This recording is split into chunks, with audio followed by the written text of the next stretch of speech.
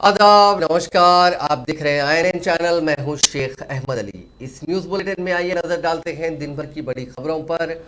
Greater Hyderabad municipal corporation हुदूद में घर घर फीवर सर्वे का आगाज मिशन के तरीकेकार पर किया गया ताकि बढ़ते हुए कोरोना मामलात को फैलने से रोका जा सके। एएनएम, आशा वर्कर्स के अलावा जीएचएमसी, सेहत और तबाबत व खानदानी बहबूद के स्टाफ अरकान ने घर घर पहुंचकर कोविड-19 के अलामात के बारे में तफसीलात हासिल की। अलामात रखने वालों में आइसोलेशन किट्स तकसीम किए गए। एक बल्दी अहदेदार ने कहा कि उनकी सेहत के बारे में तफसीलात हासिल की जाएंगी। इन टीमों ने बाज़ अफराद को करीबी बस्ती दवाखानों और अर्बन प्राइमरी हेल्थ सेंटर से रुजू किया। उन टीमों की जानिब से हासिल करदा डेटा की बुनियाद पर जरासीम से पाक बनाने और दवाओं के छिड़काव का काम शुरू किया जाएगा। उन इलाकों में जरासीम से पाक बनाने की खुसूसी मुहिम चलाई जाएगी जहां पर सर्वे के दौरान बुखार के मामला ज्यादा है। घर घर सर्वे का मकसद शहर में कोविड-19 को फैलने से रोकना है। इसी दौरान चीफ सेक्रेटरी सोमेश कुमार ने कहा कि रियासत भर में फीवर सर्वे का काम एक हफ्ते में मुकम्मल कर लिया जाएगा। उन्होंने इस सर्वे के दौरान ताउन करने की आवाम से ख्वाहिश की। खैराबाद में जारी फीवर सर्वे के कामों का chief secretary Somesh Kumar, GHMC के कमिश्नर लोकेश कुमार और दीगर ओहदेदारों ने तफसीली जायजा लिया। उन्होंने इस मौके पर निशानदही करते हुए कहा कि फीवर सर्वे के मौके पर बुखार और दीगर अलामात पर फौरी तौर पर दवाओं की किट्स की फराहमी की जा रही है। ओमिक्रॉन की वबा तेजी के साथ फैल रही है। उन्होंने उम्मीद जाहिर की कि जल्द ही इन मामलात में कमी होगी। उन्होंने टेस्टों की तादाद में कमी की इतलात को मुस्तरद किया। साथ ही उन्होंने कहा कि अलामात होने पर टेस्ट करवाने की आईसीएमआर के गाइडलाइंस मौजूद है। हर दिन तकरीबन 1 लाख कोविड के टेस्ट किए जाएंगे। उन्होंने कहा कि हुकूमत 1 करोड़ होम आइसोलेशन किट्स की तकसीम के लिए तैयार है। सेहतमंद तेलंगाना के लिए महकमे सेहत का अमला सरगर्मी के साथ काम कर रहा है। फीवर सर्वे में अमला आइसोलेशन किट, शामिला खवातीन को तिबी इमदाद, टीकों के हुसूल के काम भी कर रहा है। रियासत में सरकारी खानगी दवाखानों में जुमला 56,000 बिस्तर दस्तियाब करवाए गए हैं। उन्होंने कहा कि रियासत में अब तक 70% बूस्टर डोज देने का काम मुकम्मल कर लिया गया। उन्होंने जोर देते हुए कहा कि कलेक्टर्स और महकमे सेहत की टीमें फीवर सर्वे का काम कर रही हैं। सोमेश कुमार ने कहा कि कोरोना मामलात काबू में है और सर्वे के जरिए उन मामलात का पता चलाया जा रहा है। अब नजर डालते हैं कोरोना से जुड़े आंकड़ों पर। रियासत भर में कोरोना के मामलों में बहुत तेजी से इजाफा हो रहा है। पिछले 24 घंटों में रियासत भर में 1,20,243 अफराद के टेस्ट किए गए, जिसमें 4,416 अफराद मुस्बित पाए गए। इसी दौरान 2 और अफराद ने इस मोजी वायरस की वजह से अपनी जान गंवाई, जबकि 1920 अफराद ने सेहतियाबी हासिल की। रियासत में फिलहाल 29,127 अफराद का कोरोना का इलाज जारी है। कोविड और ओमिक्रॉन के बढ़ते हुए मामलों को देखते हुए हुकूमत तेलंगाना पूरे एहतियाती तदाबीर को इख्तियार कर रही है और सरकारी दवाखानों में ऑक्सीजन के बेड्स तैयार रखे गए हैं। इसकी एक कड़ी के तौर पर गोलकुंडा एरिया हॉस्पिटल में 100 बेड्स के वार्ड को ऑक्सीजन की सहूलत के साथ तैयार रखा गया है। गोलकुंडा एरिया हॉस्पिटल के सुपरिंटेंडेंट डॉक्टर गोपाल ने मीडिया के नुमाइंदों से बात करते हुए इसकी जानकारी दी। उन्होंने कहा कि कोरोना की तीसरी लहर से निपटने के लिए हम पूरी तरह तैयार हैं।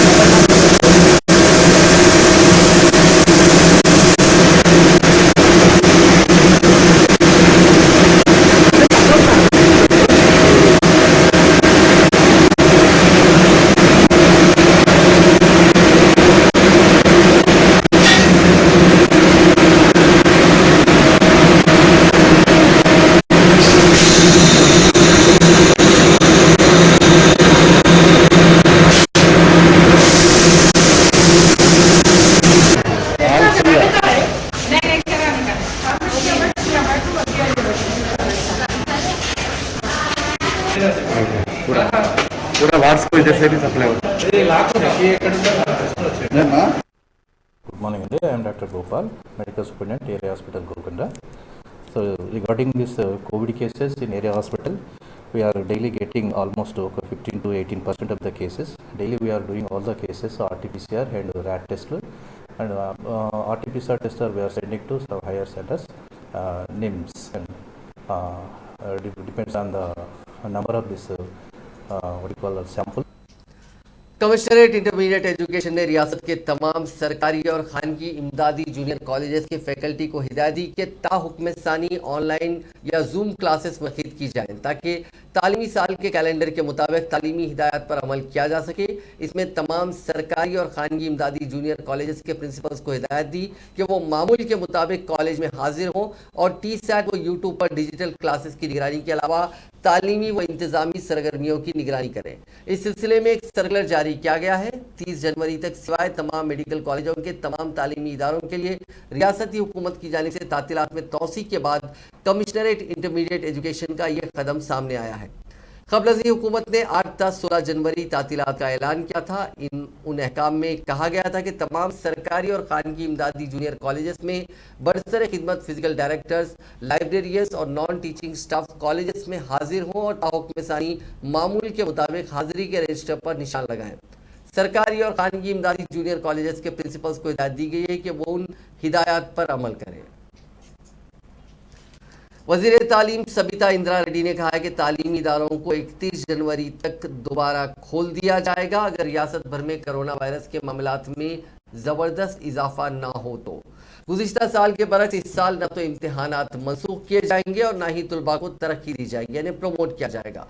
रियासती वज़ीर ने कहा कि कोविड के केसेस की बढ़ती हुई तादाद के पेश नज़र रियासती हुकूमत ने 8 से 16 जनवरी तक स्कूलों में संक्रांति की तातीलात का ऐलान किया था। बाद में ये तवक्को की जा रही थी कि हुकूमत तातीलात को मज़ीद बढ़ा देगी और 17 जनवरी से ऑनलाइन क्लासेस शुरू करेगी। रियासती हुकूमत ने तातीलात बढ़ा दी, लेकिन उसने ऑनलाइन क्लासेस के बारे में कोई फैसला नहीं किया। तालीमी इदारों में तातीलात में तौसी पर हुकूमत को बाज़ हलकों की जानिब से तनकीद का सामना करना पड़ा।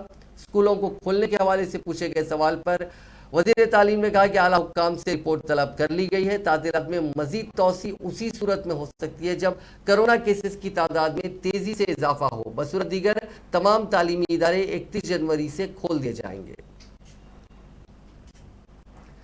टास्क फोर्स साउथ जोन की टीम ने मलकपेट और हुमायूं नगर पुलिस के साथ मिलकर 2 टोलियों को गिरफ्तार कर लिया जो जरूरतमंदों को RT-PCR और कोविड-19 सर्टिफिकेट्स और टीका अंदाजी के फर्जी सर्टिफिकेट्स फराहम करते हुए उनसे गैर कानूनी तौर पर भारी रकूमात वसूल किया करते थे।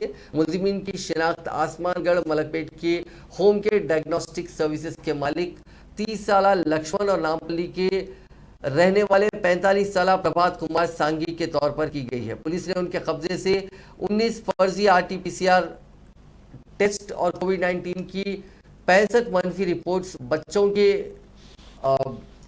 20 नमूने और एक सेलफोन जब्त किया। पुलिस ने बताया कि महबूब नगर के रहने वाले लक्ष्मण ने इस पूरे मामले का, इस फर्जी वाले का उसका वो लीड था, वो सरगना था और उसने ही ये सब चीज़ें की थी।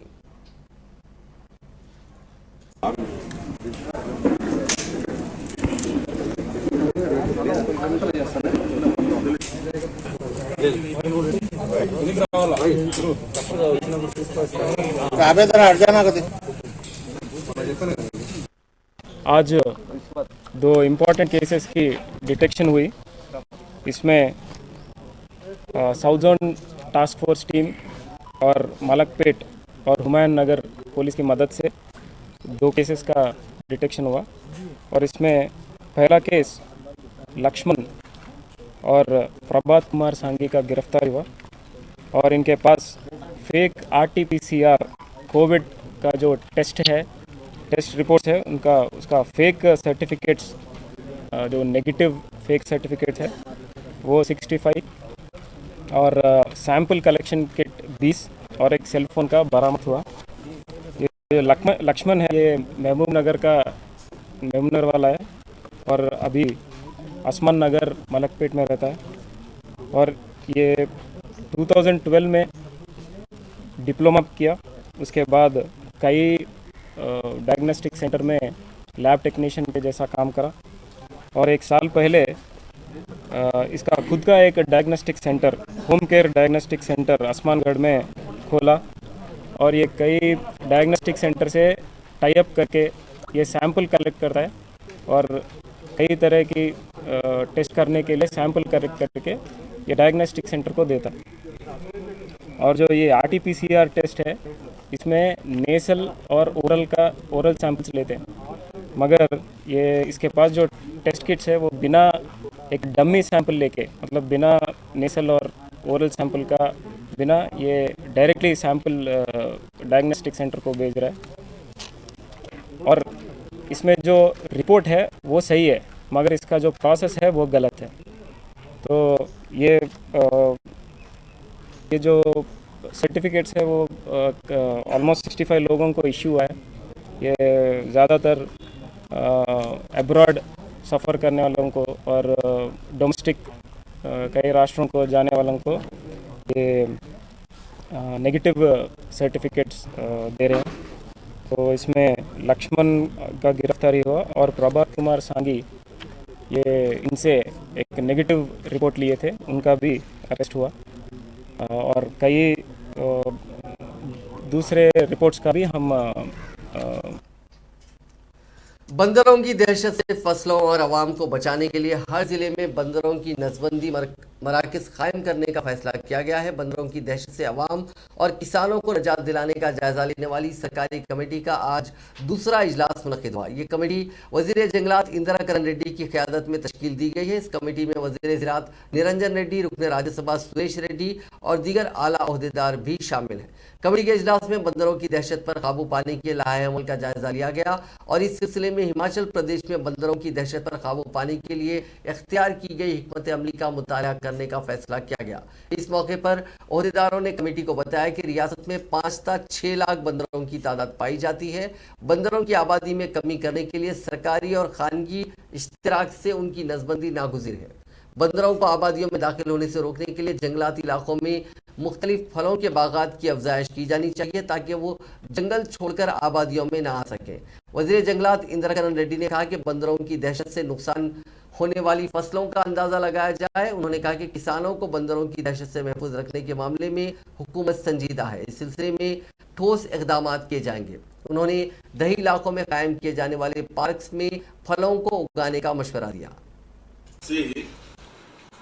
దీంట్లో వెటనరీ అసిస్టెంట్స్ కూడా ఉన్నారు, మీరు కాంటాక్ట్ చేసిన వాళ్ళు.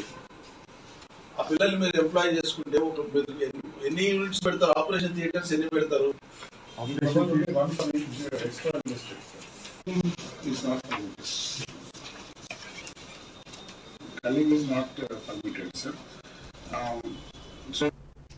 रियासती वजीर प्रशांत रेड्डी ने कहा कि नए जोनल सिस्टम के तहत किए गए तबादलों के अमल से सिर्फ 10% मुलाजमीन को ही मुश्किलात पेश आई हैं, लेकिन मुलाजमीन की मुश्किलात की आड़ में बीजेपी और कांग्रेस सियासत कर रहे हैं और इस पर सियासी मुफाद हासिल करने की कोशिश कर रहे हैं। उन्होंने कहा कि तेलंगाना की तश्कील के बाद चंद्रशेखर राव हुकूमत ने रियासत में सरकारी सतह पर 1,32,000 सरकारी जायदादों पर तकर्रुरात किए हैं, जिनमें पब्लिक सर्विस कमीशन के जरिए दी गई 40,000 जायदादें भी शामिल हैं, जबकि बीजेपी ज़ेर इख्तियार वाली रियासतों की पब्लिक सर्विस कमीशनों की जानिब से इंतहाई कम तादाद में सरकारी जायदादों पर भर्ती की गई है, जिनमें Uttar Pradesh public service commission की जानिब से 19,000, महाराष्ट्र में 14,893, कर्नाटका में महाराष्ट्र में 8,000, कर्नाटका में 14,893, बिहार में 8,950 जायदादों पर तकर्रुरात किए गए हैं।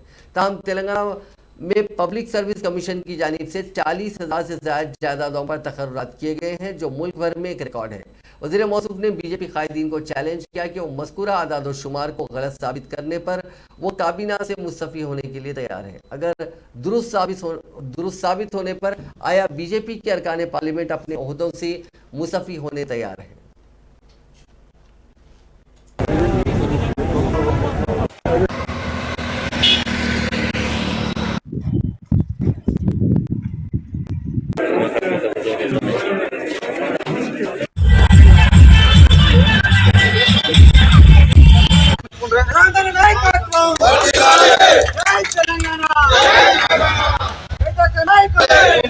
తెలంగాణ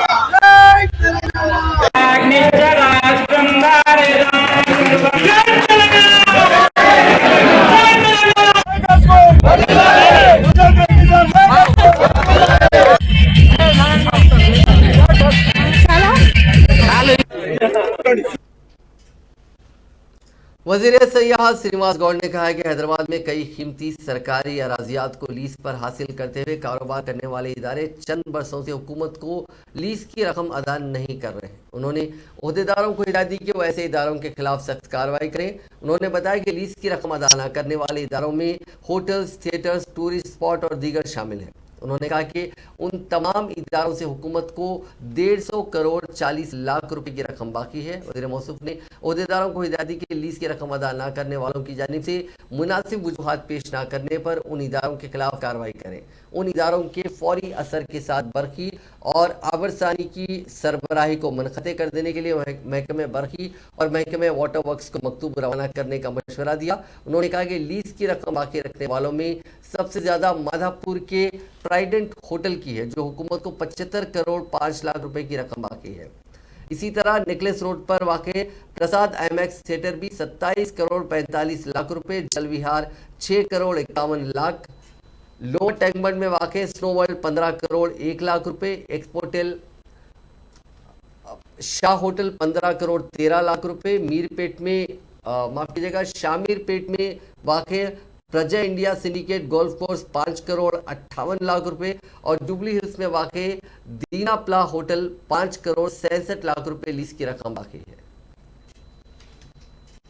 वजीर इंडस्ट्रीज व हैंडलूम KT रामाराव ने बीजेपी के रियासती सदर बंडी संजय से मुतालबा किया कि अनखरीद पेश किए जाने वाले मरकजी बजट में वह तेलंगाना के लिए ज़्यादा से ज़्यादा रकम मख्तस करवाने मरकज़ पर दबाव डालें। सिलसिला जिला कलेक्ट्रेट में एक जायज़ा इजलास से खिताब करते हुए उन्होंने कहा कि बाफिंदों की बहबूद के लिए रियासती हुकूमत कई इक़दाम कर रही है, लेकिन मरकज़ की जानिब से बाफिंदों की मदद के लिए कोई ठोस इक़दाम नहीं किए गए हैं। उन्होंने कहा कि बाफिंदों के लिए मदद करने मरकज़ से गुज़िश्ता 7.5 साल से नुमाइंदगी की जा रही है, लेकिन अब तक मरकज़ से कोई रद्द-ए-अमल सामने नहीं आया। उन्होंने कहा कि तेलंगाना के साथ मरकज़ी बजट में मुसलसिल नाइंसाफ़ी हो रही है।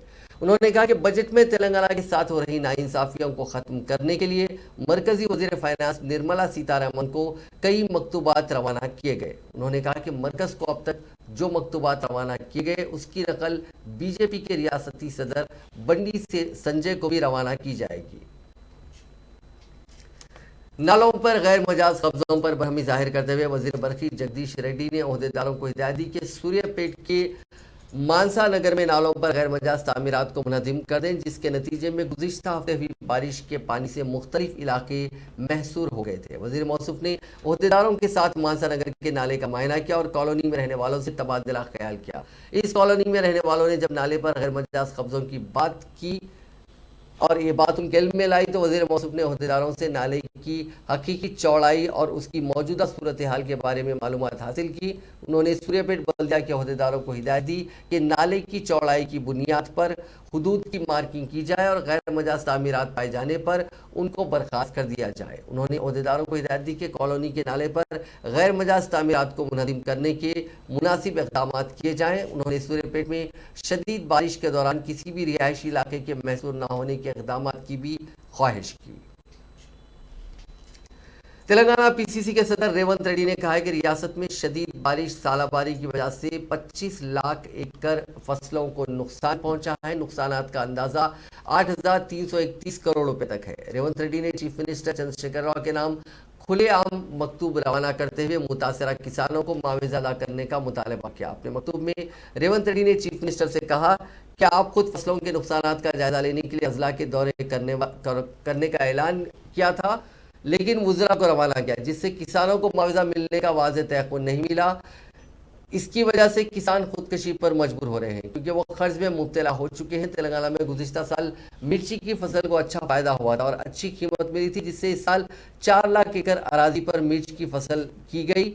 फी एकड़ पर औसतन 25 कुंटल मिर्च पैदा होने की उम्मीद करते हुए मिर्च की काश्त की गई है। फी क्विंटल 15,000 तक कीमत मिलने की उम्मीद थी, जिस पर फी एकड़ मिर्च पर 3,75,000 रुपये हासिल होते थे।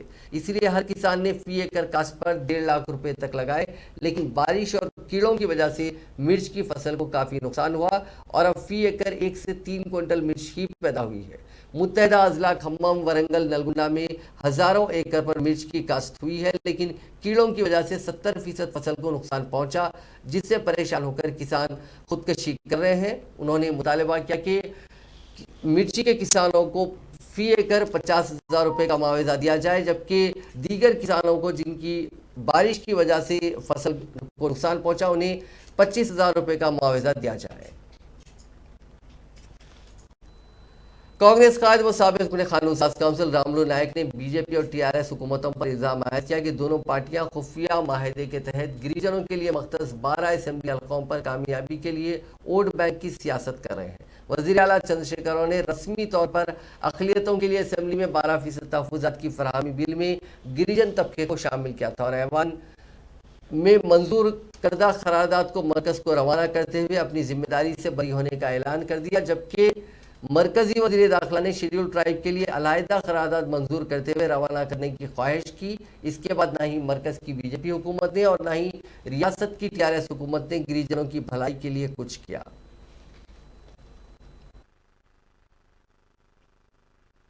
टीआरएस पार्टी के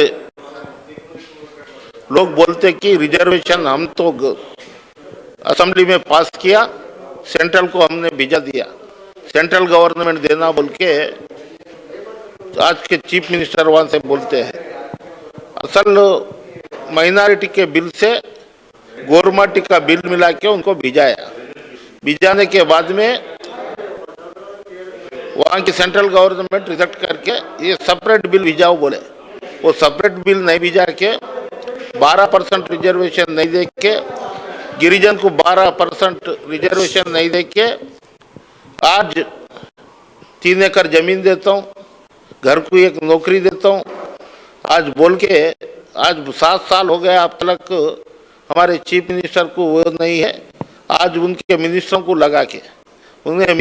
लगा के बीजेपी पे वो लोग बोलते, बीजेपी वाले इन पे बोलते, जिसके लिए तेलंगाना के नेशनल एकेडमी ऑफ कंस्ट्रक्शन यानी एनएसी को कौमी सतह का अवार्ड हासिल हुआ है। तेलंगाना में नेशनल एकेडमी ऑफ कंस्ट्रक्शन नौजवानों को मुख्तलिफ पेशों में महारत पैदा करते हुए उन्हें रोजगार हासिल करने के काबिल बना रही है। रोजगार की फराहमी के मामले में तेलंगाना की नेशनल एकेडमी ऑफ कंस्ट्रक्शन को जुनूबी हिंद की रियासतों में नंबर 1 मकाम हासिल हुआ है। इस खुसूस में the associated chambers of commerce and industry of India and ASSOCHAM ने बेस्ट इंस्टीट्यूट प्लेसमेंट का अवार्ड दिया है। यह अवार्ड आज झारखंड की दारुल हुकूमत रांची में वर्चुअल तरीके से दिया गया। अब बात क्रिकेट की। साउथ अफ्रीका ने दूसरे वनडे मैच में टीम इंडिया को एक तरफा तरीके से 7 विकेट से हरा दिया। इसके साथ ही मेजबान टीम ने 3 मैचों की सीरीज में 2-0 की बढ़त हासिल कर ली। साउथ अफ्रीका ने 288 रन के टारगेट को 48 ओवर 1 बॉल में 3 विकेट खोकर हासिल कर लिया। इससे पहले हिंदुस्तान ने टॉस जीतकर पहले बल्लेबाजी करते हुए 50 ओवर में 6 विकेट खोकर 287 रन बनाए थे। ऋषभ पंत ने सबसे ज्यादा 85 और कप्तान केएल राहुल ने 55 रन बनाए। शार्दुल ठाकुर ने 40 रन बनाकर नॉट आउट रहे। साउथ अफ्रीका की जानिब से तबरेज शमसी ने सबसे ज्यादा 2 विकेट लिए। सीसांदा मलागा और दीगर खिलाड़ियों ने 1-1 विकेट लिए। छत्तीसगढ़ से ताल्लुक रखने वाले माओइस्ट जोड़े ने कोत्तागुडम में खुद सुपुर्दगी अख्तियार कर ली। कमांडर और डिप्टी कमांडर जोड़े ने कोत्तागुडम के एसपी सुनील दत्त के रूबरू खुद सुपुर्दगी अख्तियार की। उनकी शिनाख्त बासागुड़ा सेक्शन कमांडर वेमुला नागा उर्फ 3 और उसकी बीवी पोडियम अडम्मा उर्फ मंजुला के तौर पर की गई। जिला एसपी के दफ्तर से जारी बयान में कहा गया कि उनका ताल्लुक सुकमा जिले के तिम्मापुर गांव से है। इन दोनों ने 2013 में सीपीआई माओइस्ट पार्टी में शमूलियत इख्तियार की थी। उनको Basaguda local 2016 organization squad deputy commander बनाया गया था। इस जोड़े ने असल धारे में जिंदगी गुजारने के लिए पुलिस के सामने खुद सुपुर्दगी का फैसला किया। टास्क फोर्स साउथ जोन ने फलकनुमा पुलिस और चाइल्ड वेलफेयर डिपार्टमेंट के अहदेदारों के साथ मिलकर फलकनुमा के फातिमा नगर में बैग और ऑटोमोबाइल सेट के कवर बनाने वाले यूनिट पर धावा करते हुए 8 बच्चा मजदूरों को बचा लिया। इस तैयारी के यूनिट के मालिक 32 साला शेख तौफीक साकिन फातिमा नगर फलकनुमा को गिरफ्तार कर लिया गया है। पुलिस के मुताबिक बिहार से उन बच्चों का ताल्लुक है। उनकी उम्र 10 साल के करीब है। उनके वालिदैन को बेहतर रकम और मुलाजिमत का वादा करते हुए गरीब खानदानों से ताल्लुक रखने वाले उन बच्चों की स्मगलिंग की गई थी। पुलिस ने कहा कि कई घंटों तक इस यूनिट में काम करने के लिए उन बच्चों को मजबूर किया जा रहा था। उनको गैर सेहतमंद माहौल में रखा गया था, जिसके नतीजे में उनमें सेहत के मसाइल पैदा हो गए हैं। उन बच्चों को बेहतर ग़िज़ा भी फराहम नहीं की जा रही थी। उनसे बंधुआ मजदूरों की तरह काम लिया जा रहा था। एक इत्तला पर ओहदेदारों ने इस यूनिट पर धावा करते हुए उनको बचा लिया। हैदराबाद की एक अदालत ने 6 साल की बच्ची का रेप करने के शर्मनाक वाकये के मुजरिम 75 साल के बूढ़े को 5 साल कैद की सजा सुनाई है। गुज़िश्ता साल जनवरी में हैदराबाद की नेदमेट पुलिस में एक खातून ने शिकायत की थी कि उसकी बेटी घर के सामने खेल रही थी। इसी दौरान उसी इलाके के रहने वाले 75 साला शेख हैदर उर्फ यूसुफ ने उसकी नाबालिग बेटी को बहला फुसलाकर उसके साथ जिनसी ज्यादती की थी। इस मामले में पुलिस ने मुलजिम को गिरफ्तार किया था। यह मुकदमा शहर की एक अदालत में जेर दौरान था। मुकदमे की समाअत के बाद अदालत ने मुलजिम को मुजरिम करार देते हुए उसे 5 साल कैद की सजा सुनाई। 1000 रुपये जुर्माना आयद किया गया। साथ ही साथ मुतासरा को 2 लाख रुपए अदा करने का हुक्म दिया गया। हैदराबाद में एक शख्स का कत्ल कर दिया गया। जीडी मेटला इलाके के गणेश नगर में मैकेनिक का आहनी सलाखों से हमला करके कत्ल कर दिया गया। मकतूल की शिनाख्त चिंतल के रहने वाले बीरेंद्र कुमार की हैसियत से की गई है। ये वारदात होंडा शोरूम के पास कल रात अंजाम दी गई थी। कत्ल की वजह फौरी तौर पर मालूम नहीं हो सकी। पुलिस इस पूरे मामले की छानबीन कर रही है। Shamshabad police special branch team ने मियापुर पुलिस के साथ मिलकर ओडिशा और महाराष्ट्र के दरमियान चलाए जाने वाले मंशियात के रैकेट को बेनकाब करते हुए 6 अफराद को गिरफ्तार कर लिया। पुलिस ने उनके कब्जे से 800 किलो गांजा, एक कार, एक लॉरी, जुमला मालियत 1 करोड़ 80 लाख रुपए जब्त की है। गिरफ्तार शुदगान की शिनाख्त अशोक कोले, अमोल अठावले, राहुल कुमार सिंह के तौर पर की गई है। 800 kgs అంటే 800 kgs గాంజా వరకు మనం ఈరోజు స్వాధీనం చేసుకుని సీజ్ చేయడం జరిగింది. చట్ట విరుద్ధంగా మత్తు పదార్థాలు సరఫరా చేస్తున్న ఇంటర్స్టేట్ గ్యాంగ్ సభ్యుల్ని అదుపులో తీసుకున్నాం. సీజ్ చేసుకున్న ఏదైతే ఈ గాంజా ఉన్నదో దీని టోటల్ వాల్యూ करीमनगर टाउन की पितापल्ली बाईपास रोड पर वाक़ खानगी तेल के गोदाम में आग भड़क उठी। अगरचे के आग के इस वाक़े की दरअसल असल वजह मालूम नहीं हो सकी, ताहम समझा जाता है कि शॉर्ट सर्किट आग लगने की वजह है। मकामी अफराद जिन्होंने तेल के इस गोदाम से आग के शोलों को देखा, महकमे फायर के अहदेदारों को चौकस किया, जिसके बाद 2 फायर इंजनों ने वहां पहुंचकर आग के शोलों पर काबू पाया। इस वाक़े में किसी जानी नुकसान या फिर किसी के झुलसने की कोई इत्तला नहीं है।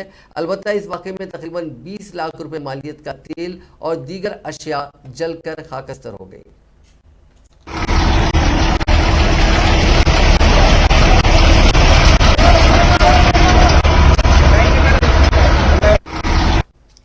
वरंगल में विशाखापट्टनम दिल्ली एपी एक्सप्रेस के पहियों में से धुआं निकला, जिसके नतीजे में मुसाफिरीन में खौफ देखा गया। तहम चौकस कोच से S6 ट्रेन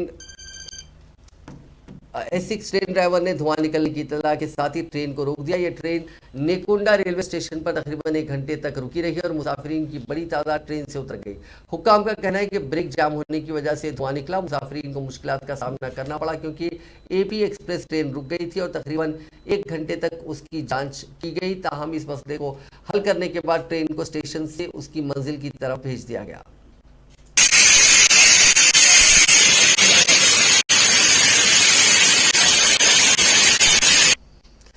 नाजरीन, इस न्यूज़ बुलेटिन में बस इतना ही। देखते रहिए INN चैनल।